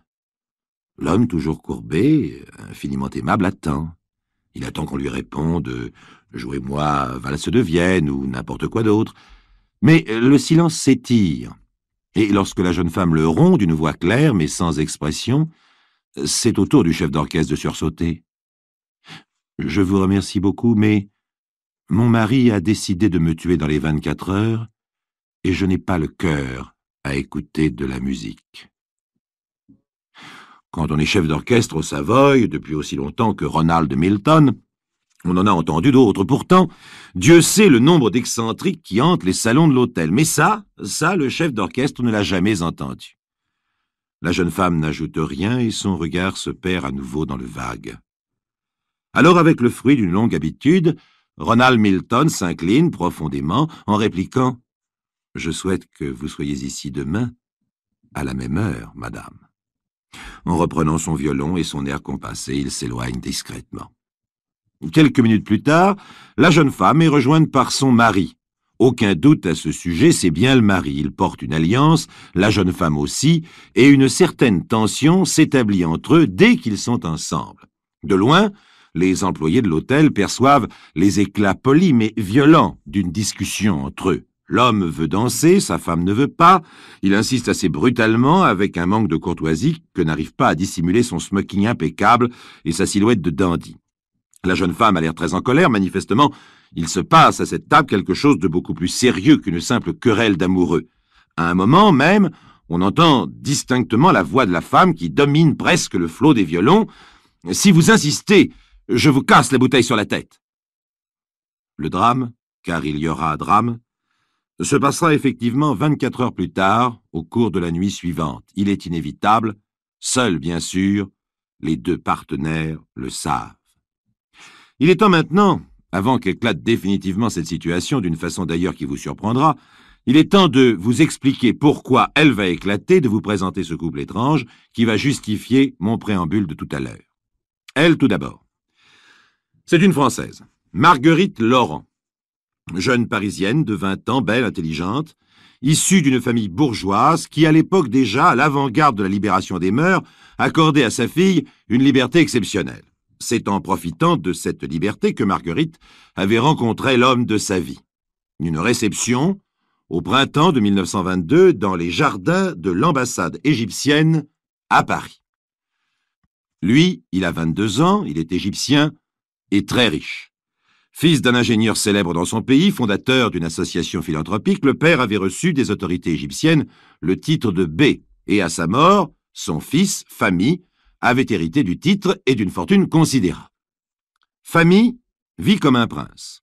Il est attaché d'ambassade à Paris, élevé dans les collèges anglais, rompu à la civilisation européenne. Rien ne laisse deviner une différence possible de culture et de mentalité entre ce seigneur égyptien et un lord anglais. Oxford fabrique tous les jeunes gens qui lui sont confiés sur un modèle standard, les munis de la même cravate, de la même distinction à toute épreuve et du même vernis anglais. On peut dire que Fahmi est un honorable produit d'Oxford, avec le charme oriental en plus. Pour vous le décrire physiquement, je ne vois qu'un personnage, un acteur de cinéma qui fait battre les cœurs des dames, depuis quelques années déjà, Omar Sharif, même visage volontaire et doux à la fois, regard de feu ou de velours, élégance du geste, beauté hautaine, tout y est. Lorsque le sombre Famille a rencontré la Claire Marguerite, le coup de foudre a éclaté avec une violence telle, une passion si incontrôlable, qu'ils n'ont pas réfléchi ni l'un ni l'autre à leurs différences extrêmes. D'ailleurs, on aurait eu beau le leur dire qu'ils n'y auraient pas cru. Beaux tous les deux, intelligents et libres tous les deux, et amoureux, quoi de plus normal et de plus dangereux aussi. Marguerite et Famille passent ensemble un été merveilleux de Deauville à Biarritz, de Casino en bal. L'automne les ramène à Paris éblouis, et lorsque le jeune homme repart pour l'Égypte, Marguerite ne supporte même plus l'idée d'une séparation. Elle le rejoint au Caire, où elle l'épouse en septembre 1922. L'incident dont je vous parlais au début dans les salons de l'Hôtel Savoy se situe exactement 10 mois plus tard, en juillet 1923. En 10 mois de vie commune, le monde va basculer pour l'un comme pour l'autre. La Française et l'Égyptien vont apprendre à se connaître et à se haïr aussi violemment qu'ils s'aiment. Je pense très sincèrement, en ce qui me concerne, que cet affrontement se serait produit de toute façon entre ces deux personnalités si différentes, en dehors même de tout contexte de race et de civilisation. Famille est un homme trop entier, trop fier, trop volontaire et trop dominateur. Marguerite est une femme trop entière, trop fière, trop volontaire et trop dominatrice. Entre deux êtres qui finalement se ressemblent à ce point et qui s'aiment à ce point, les étincelles sont inévitables, surtout après le coup de foudre traditionnel qui aveugle complètement les deux partenaires. Mais je dois reconnaître que la différence fondamentale qui existait à l'époque et qui existe encore sur la conception de la femme orientale et européenne ne pouvait qu'envenimer les choses.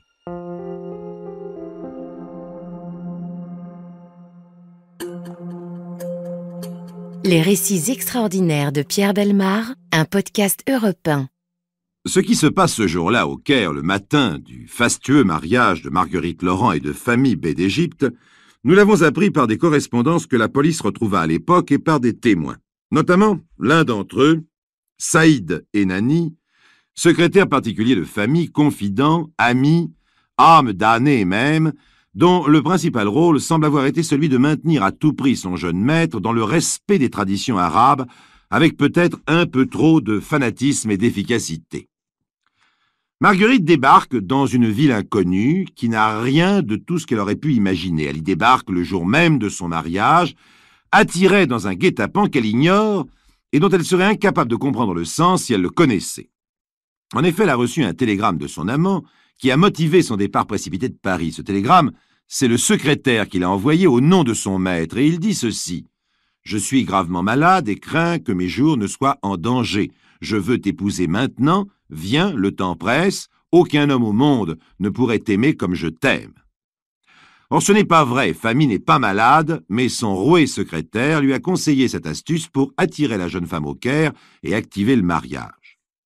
Au cours d'un interrogatoire, beaucoup plus tard, le juge d'instruction demandera à Saïd Enani: « Mais pourquoi avez-vous employé ce subterfuge, puisqu'ils s'aimaient tous les deux? Elle serait venue de toute façon. » Le plus important était de lui faire abandonner sa religion catholique, de la convaincre de devenir musulmane et d'accepter le contrat de mariage selon nos règles. Mais quelles règles? Chaque homme a le droit de répudier sa femme si elle a cessé de lui plaire. Il fallait que Marguerite renonce à un droit quelconque de divorce. Une femme ne doit rien posséder, rien décider, rien exiger. Le mari est le maître. Marguerite ne sait rien, bien sûr. Elle n'imagine même pas que son amant soit capable de se laisser convaincre d'une ruse pareille. Elle se rend compte, bien sûr, que son époux n'est pas malade, mais il avoue: « Je t'aime trop, je ne pouvais plus attendre. Pardonne-moi, épouse-moi aujourd'hui, la fête est préparée, mon palais n'attend plus que toi. » Malgré cet enthousiasme, cette folie, cette précipitation qu'elle s'acharna à mettre sur le compte de l'amour, Marguerite a peur dès ce premier jour. En une seconde, elle se sent dépersonnalisée, on l'habille, on s'empresse autour d'elle. Elle n'a plus rien à commander ni à décider.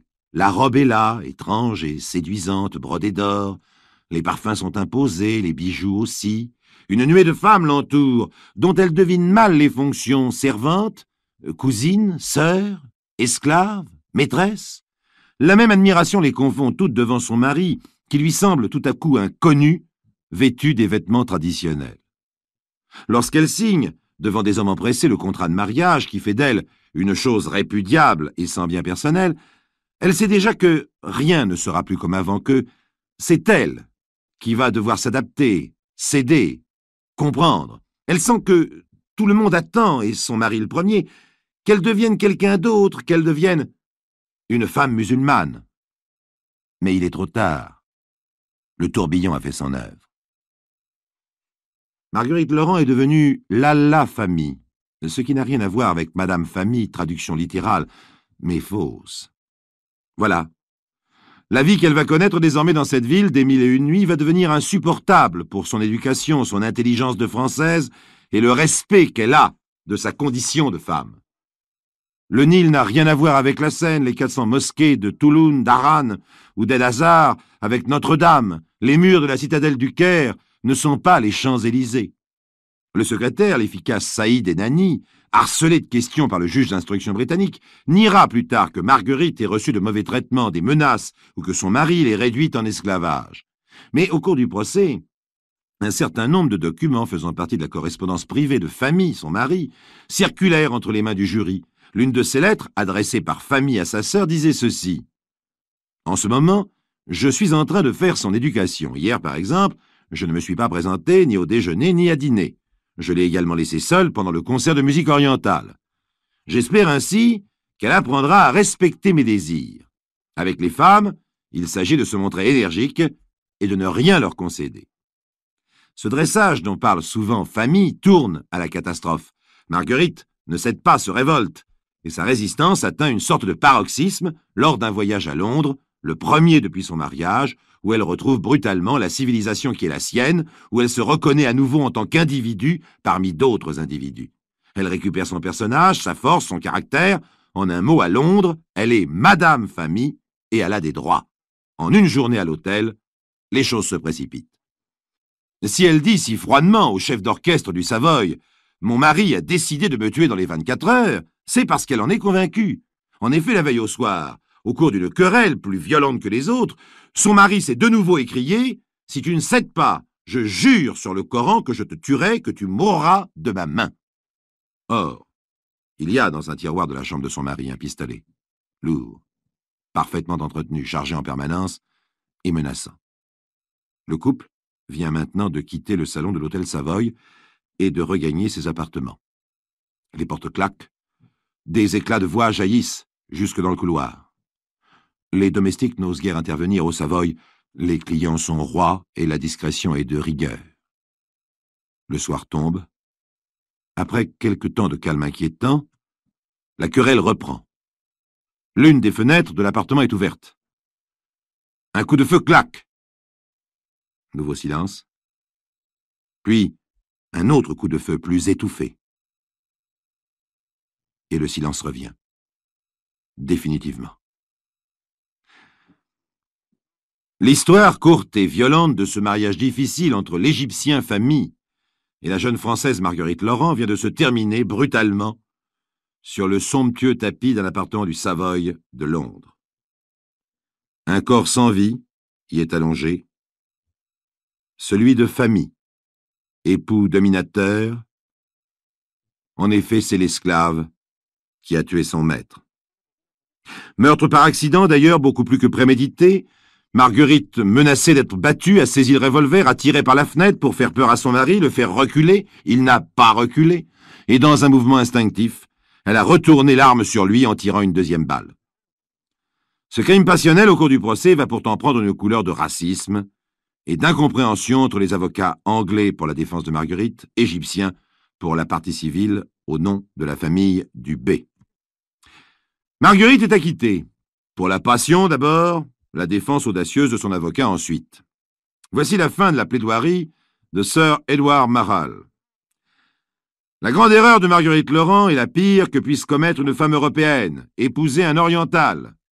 Il est de notoriété publique que les orientaux traitent leurs femmes d'une façon qui n'a aucun rapport avec celle qu'attend une occidentale de son mari. Il y avait aussi une lettre importante écrite par Marguerite en janvier 1923, plusieurs mois avant le drame, à l'homme d'affaires de sa famille en France. Moi, Marguerite Laurent, j'accuse formellement, au cas où je viendrais à décéder, Ali B. Famille, d'être responsable de ma mort, Il a juré sur le Coran de se venger sur moi si je ne cédais pas complètement à tous ses désirs. Je dois périr de sa main dans 3 mois, dans 8 jours, demain peut-être.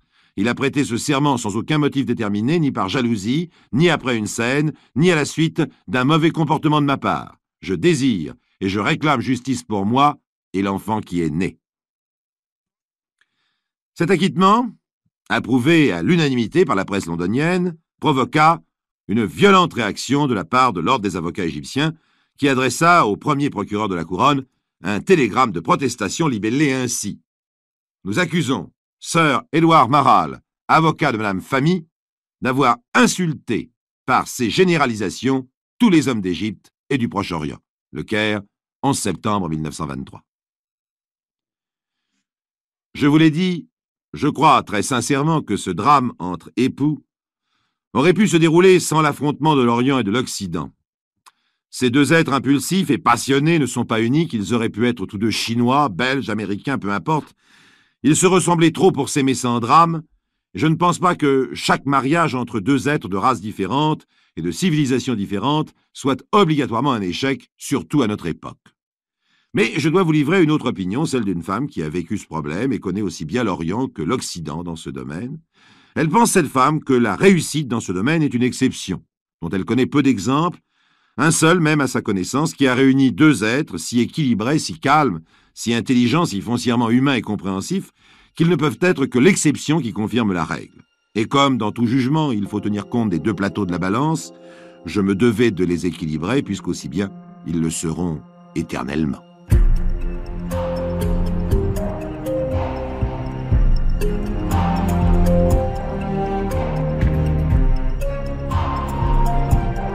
Vous venez d'écouter Les récits extraordinaires de Pierre Bellemare, un podcast issu des archives d'Europe 1.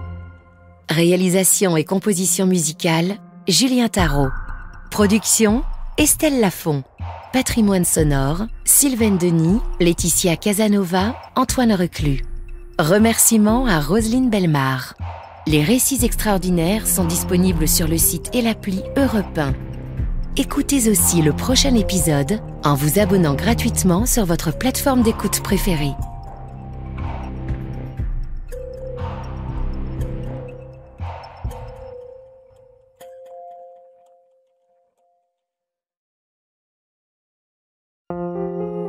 Bienvenue dans les récits extraordinaires de Pierre Bellemare.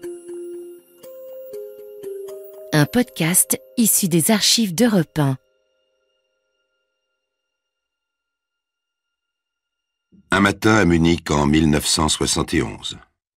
Des voitures de la police stationnent depuis 3 heures du matin devant une bâtisse en briques de 3 étages qui ressemble à une vieille fabrique. Elle appartient à une veuve de 70 ans qui loue une vingtaine de chambres à toutes sortes de personnes et notamment à des étudiants de l'Académie des sports de Munich. Une affaire tellement extraordinaire s'est déroulée cette nuit dans cette bâtisse que les premiers enquêteurs viennent d'appeler à leur secours un important fonctionnaire de la police, un magistrat et un psychiatre. Tous ces gens se sont installés dans le bureau de la propriétaire qui n'a pas pu quitter sa chambre car elle a une arthrose du dos. Frappés par l'étrangeté de l'affaire, ils ont voulu réunir pour quelques instants pêle-mêle, avant qu'ils s'en aillent aux 4 coins de la ville, tous les acteurs et tous les témoins. Ils ont même fait venir d'une petite ville à 200 km de Munich un homme et une femme d'environ 45 ans, les parents du principal personnage de l'affaire.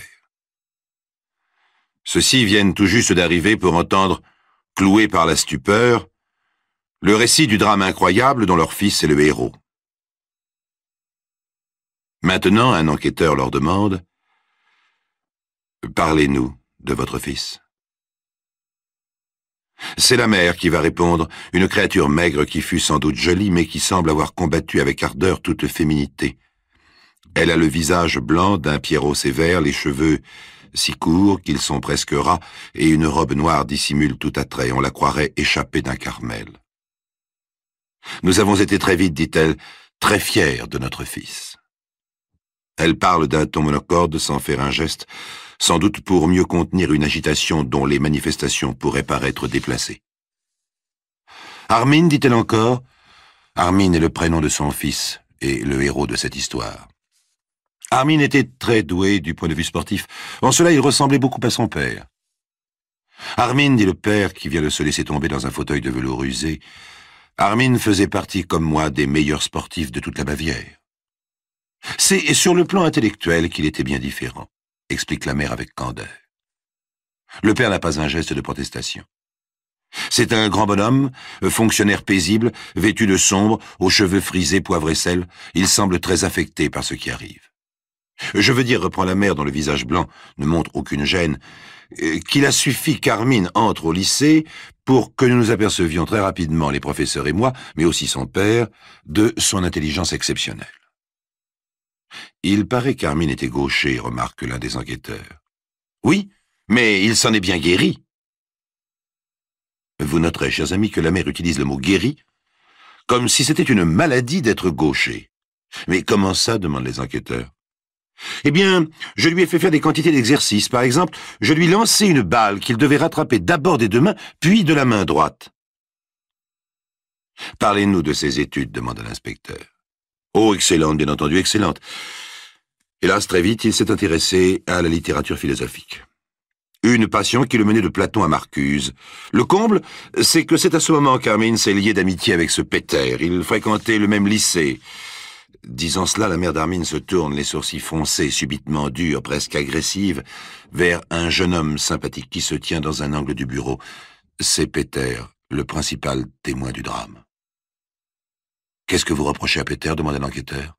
« Il s'entendait trop bien. Je ne l'ai jamais vu d'un très bon œil, parce que Peter avait lui aussi une passion exagérée pour la philosophie. »« Vous condamnez la philosophie » demanda l'enquêteur. « C'est la philosophie, monsieur, qui l'a rendu fou. »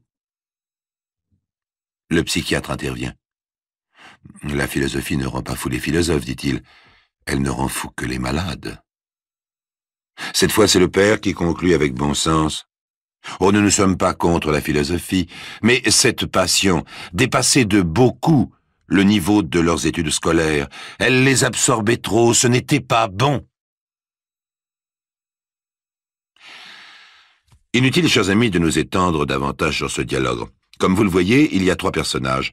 Le père plein de bon sens, mais sans autorité, la mère qui dirige la famille et croit être la plus intelligente, alors qu'elle n'est qu'autoritaire et surtout aveugle dès qu'il s'agit de son fils. Enfin, Peter, ce garçon blond, assez beau garçon, grand et solide, il est effondré par ce qui vient de se passer, il se sent en grande partie responsable. Grâce à lui, grâce à sa bonne volonté et à sa franchise, les enquêteurs vont pouvoir réaliser une sorte de reconstitution qui est le sujet même de ce dossier extraordinaire que nous raconte Jacques-Antoine.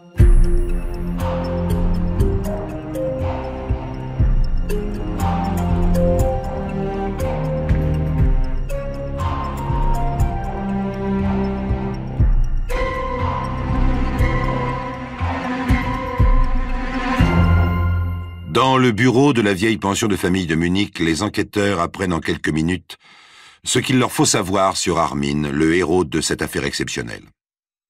Avec eux, chers amis, vous allez voir l'aveuglement, la paralysie et le mépris des gens, bref, leur incompréhension devant une crise de folie dont l'évolution pourtant crevait les yeux. Au moment du baccalauréat, qu'il aurait dû obtenir haut la main, Armin se fit remarquer pour la première fois par un comportement inattendu, ce que sa mère qualifie de comportement négatif. Comprenant qu'il s'était mal engagé dans l'épreuve de mathématiques, Armin flanqua ses copies par terre, quitta la salle et partit. Et il partit pour la Turquie. Après avoir vagabondé pendant 6 semaines, il revint redoubler la 9e année et obtenir cette fois un baccalauréat bien noté. En 1969, les tests classiques du service militaire lui attribuent un quotient d'intelligence extrêmement élevé. Mais l'enfant sage est devenu associable, indiscipliné. Il est 4 fois sanctionné pour insoumission. Ses camarades de chambrée se souviendront seulement de sa passion pour les lettres et pour la philosophie, car la philosophie joue un rôle étrange dans ce drame. Elle va masquer la maladie aux yeux de ses proches. En octobre 70, Armin souhaite commencer ses études d'éducation physique à l'Académie sportive de Munich. Le père voudrait s'y opposer. Il préférerait que son fils s'inscrive dans une ville voisine. Il pense qu'Armin doit échapper au climat familial, mais voudrait tout de même maintenir un contact.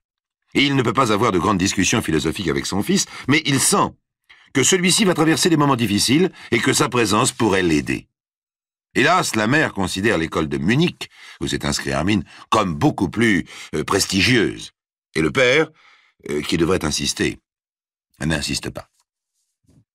Après l'examen d'entrée, Armin, premier avec félicitations du jury, vient louer une chambre ici, dans cette bâtisse en briques, le lieu du drame. Une chambre modeste, de 4 mètres sur 4, non chauffée, douche, lavabo, kitchenette, un sol carrelé, un grand placard, un lit assez confortable pour une seule personne. La fenêtre donne au second étage, sur une rue très bruyante durant la journée et sinistre durant la nuit. « Lesquels d'entre vous connaissez Armin ?» demandent les enquêteurs aux étudiants qui demeurent dans la maison. Ceux-ci déclarent qu'Armin n'a jamais cherché à avoir le moindre rapport. Les conversations avec lui étaient tout à fait fortuites. Cependant, il eut l'occasion de parler un jour à l'un d'entre eux d'un complexe qui ne le lâchait pas. « Quel complexe ?» demande le psychiatre. L'étudiant qui rapporte ce propos s'excuse par avance. « Oh, vous savez, moi, je suis sportif. Je ne pourrais pas vous donner beaucoup d'explications. Il m'a dit que c'était le complexe de la mère. » Un autre étudiant déclare qu'Armin lui aurait un jour confié qu'une jeune fille l'avait autrefois profondément déçu. Un autre signale que pendant les 2 jours qui ont précédé le drame, prétextant qu'il était malade, Armin n'a pas été à l'académie. Mais en réalité, Armin s'est voué pendant ces 2 jours tout entiers à la philosophie, cherchant dans les librairies de Munich les œuvres d'un philosophe russe. Venons-en aux faits. Nous allons les connaître grâce au témoin principal du drame, le jeune Peter, et aux notes griffonnées par Armin lui-même et qu'on vient de saisir dans sa chambre. Ce sont des feuillets arrachés à des blocs de différents formats sur lesquels, dans les 15 jours qui ont précédé le drame, il jetait à tout moment des réflexions souvent illisibles. Ces notes constituent un effort désespéré d'atteindre la clarté et la méthode. Par exemple, il y a une feuille où il essaie laborieusement de classer les sciences abstraites et spirituelles. 15 jours avant le drame, Peter, qui effectuait son service militaire, reçut un petit mot d'Armin qui voulait le voir car il se sentait mal dans sa peau et avait besoin de s'expliquer avec lui. Il se retrouvait donc le week-end suivant et passait la journée en des discussions d'ordre intellectuel qu'Armin, dans ses notes, qualifie d'interminables et stériles. La conversation portait aussi sur les drogues, dont Armin croyait qu'elles pourraient l'aider à voir les problèmes de la vie sous leur véritable aspect et à mieux les maîtriser. Par exemple, explique-t-il à Peter, je voudrais pouvoir me rapprocher des femmes. Je n'y arrive pas. Chaque fois que je rencontre une jeune fille, l'image de ma mère, d'une façon ou d'une autre, vient toujours s'interposer. Quel souvenir avez-vous gardé de cette journée demanda Peter, l'un des enquêteurs. Je n'en garde pas un très bon souvenir. Carmine m'est paru, dans l'ensemble, préoccupé. Après tout, c'est normal. Nous sommes à l'âge des problèmes. Mais on aurait dit qu'il tombait. Oui, qu'il tombait, qu'il cherchait à se raccrocher à des branches qui n'existaient pas.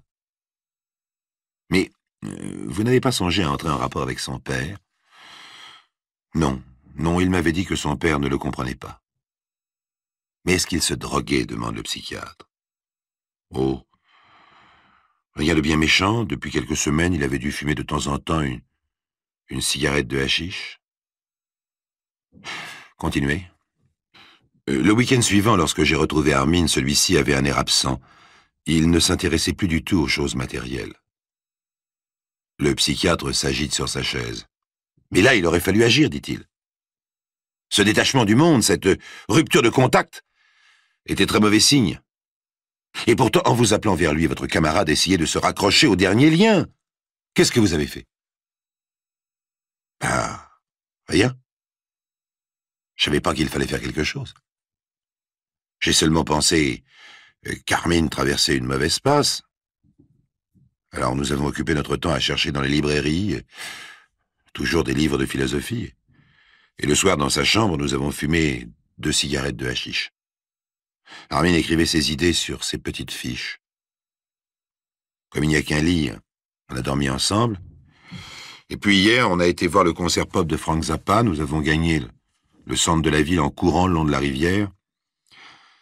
Armin s'est arrêté par moments pour déchiffrer les inscriptions sur les vieilles pierres tombales cassées avec lesquelles on a pavé le chemin. Mais il mêlait aux mots qu'il pouvait traduire des pensées assez confuses. Puis au concert pop, il était encore plus bizarre, encore plus différent. Chaque fois que Frank Zappa s'adressait au public, il se conduisait comme si c'était à lui en particulier. Il criait et puis subitement me demandait, par exemple, le nom des 12 apôtres. Après le concert pop, qu'est-ce que vous avez fait? On a été à la taverne de la Mundstrasse. Qu'est-ce que c'est que cette taverne, demande le psychiatre. Le policier répond, oh, c'est un lieu fréquenté par les vagabonds, les drogués, les hippies. Je suppose que vous avez encore acheté du hashish? Oui. Avec les 50 marques qui nous restaient, nous avons acheté 10 grammes. Et puis on est retourné à la chambre d'Armin et on s'est roulé 2 cigarettes. Et c'est là que vous êtes parti pour le voyage dont il n'est pas revenu? Oui.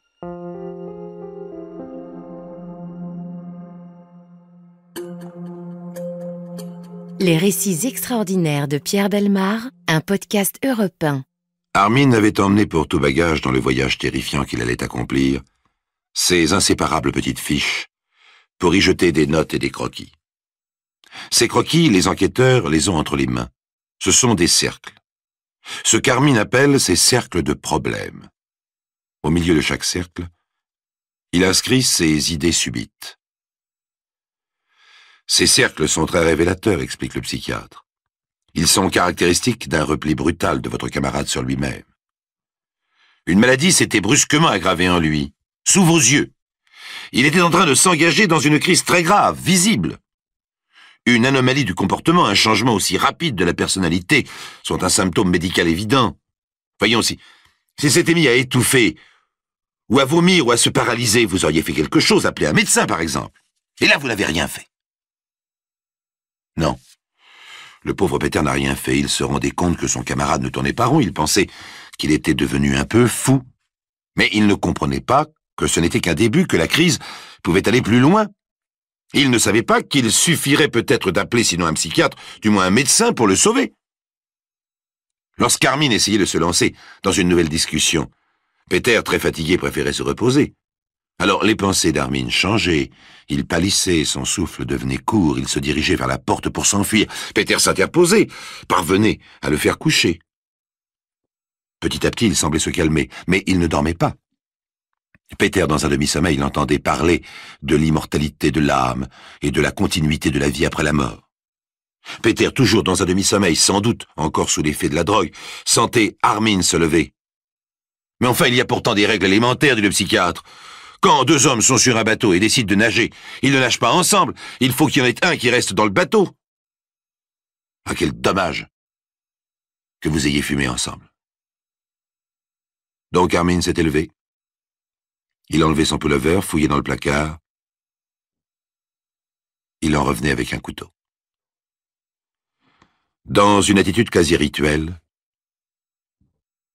il s'agenouillait devant la porte et appuyait son couteau sur ses côtes. Pendant quelques instants, il promenait la pointe de ci, de là, essayant de trouver le meilleur endroit où la lame pourrait pénétrer dans son corps.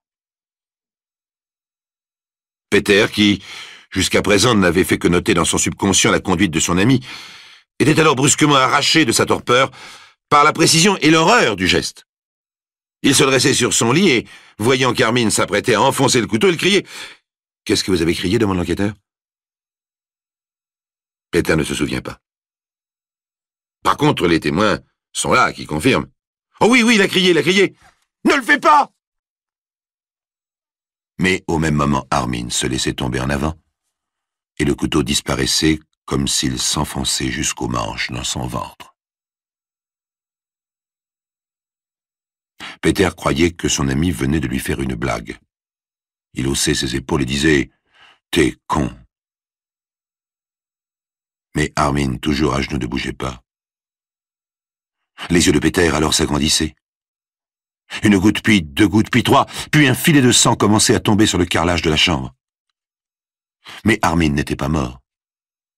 Toujours à genoux, il arrachait le couteau de son ventre, tournait la tête, et sans rien dire, regardait Peter, qui voyait avec horreur que la lame tout entière était sortie de son ventre, la lame tout entière.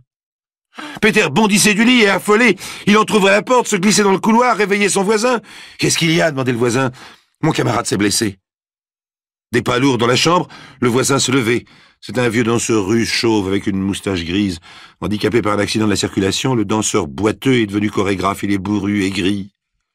Lorsqu'il ouvrait sa porte, il regardait Peter avec des yeux dénués d'indulgence. « Je vous en supplie, aidez-moi » disait Peter. Mais la porte de la chambre d'Armin s'était ouverte en grand. Armin, debout, perdant son sang, courait vers lui. « Est-ce possible ?» demande l'un des enquêteurs. « Oui, c'est vrai » confirme le chorégraphe boiteux qui est là parmi les témoins. Le psychiatre explique « Je pense que l'euphorie qu'amène l'ivresse de la drogue avait pour ainsi dire anesthésié la douleur. » Et après, demande l'enquêteur. Eh bien après, non seulement Armin était debout, mais il parlait à Peter. « Mais pourquoi est-ce que tu racontes ça à cet homme » disait-il. « Ces choses-là, il faut les garder pour nous. Ça ne regarde personne. » Mais Peter ne l'écoutait pas, il disait au vieux danseur boiteux « Je vous en prie, vous voyez bien qu'il faut faire quelque chose !» Mais le vieil homme, voyant couler le sang, avait un mouvement de recul. Il saisissait la poignée de la porte, la refermait, repoussant les deux jeunes gens sans ménagement. « Pourquoi avez-vous fait ça » demande l'enquêteur. « J'ai horreur du sang » dit le vieil homme, « surtout quand il est aussi bête. » Peter se précipitait à la porte d'une autre chambre, où vit un jeune couple de fonctionnaires qui attendent un appartement. À travers la porte, Peter entendait la jeune femme s'écrier « N'y va pas, ils ont dû se battre !» Peter insistait « On ne s'est pas battu, aidez-moi !» Derrière la porte, le jeune homme répondait « Allez-vous-en, je ne peux rien pour vous !» Pendant ce temps, Armin essayait de tirer Peter par le bras. « Laisse tomber, Peter, mais laisse tomber !» Autre passage, Peter frappait à une autre porte. On ne répondait pas. Une autre encore, elle s'ouvrait. Un homme paraissait en pyjama, mal réveillé, l'air sévère. Il considérait Armin et déclarait « Quand on fait des conneries, on les répare. Allez à l'hôpital !» Dans son affolement, Peter pensait soudain au téléphone. La vieille propriétaire a le téléphone. Il fallait téléphoner. Mais la vieille dame habite à l'étage au-dessous. Il fallait quitter Armin. Il se retournait vers Armin, sanglant, appuyé contre le mur, et il criait dans le couloir désert, où toutes les portes s'étaient refermées. « Mais surveillez-le, bon Dieu, surveillez-le! Je vais téléphoner !» Puis il sautait dans l'escalier pour aller frapper à la porte de la vieille dame. « Qu'est-ce qui se passe ?» criait la vieille dame, qui avait entendu des bruits. « Mon camarade s'est blessé, je voudrais téléphoner. »« Mais impossible !» répondait la vieille dame. « Je ne peux pas me lever. »« Mais je veux seulement téléphoner, madame !»« Impossible !» répétait la vieille dame. « Je ne peux pas vous ouvrir, je ne peux pas me lever, j'ai une arthrose du dos. Allez dans la maison d'en face, appelez la police, chez le gardien !» En désespoir de cause, Peter décidait de suivre ce conseil et se précipitait dans la rue. Mais au moment même où il surgissait sur le trottoir, il entendait le bruit d'une fenêtre qu'on ouvre. Il levait la tête pour voir à 5 mètres au-dessus de lui Armin se jeter dans le vide. « Avez-vous eu l'impression qu'il voulait mourir ?» demande le psychiatre. Non, la mort n'était qu'un aller-retour pendant lequel il pouvait trouver la solution de ses problèmes. Votre camarade, explique le psychiatre, avait en lui une maladie mentale endormie, probablement la schizophrénie. La drogue a réveillé cette maladie, le hashish a exacerbé ses idées philosophiques jusqu'à l'incohérence mentale et à la rupture définitive du contact avec le monde extérieur. Armin meurt 2 jours plus tard, à l'hôpital, des suites des graves blessures provoquées par son coup de couteau, sans avoir pu échanger une seule parole avec son père qui le veillait et répétait à qui voulait l'entendre. J'aurais dû l'empêcher. Il y avait sûrement un moyen de l'empêcher.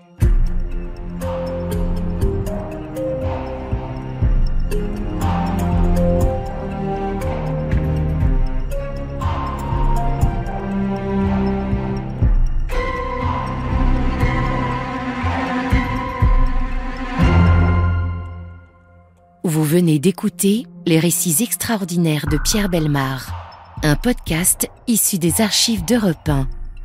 Réalisation et composition musicale, Julien Tarot. Production, Estelle Lafont.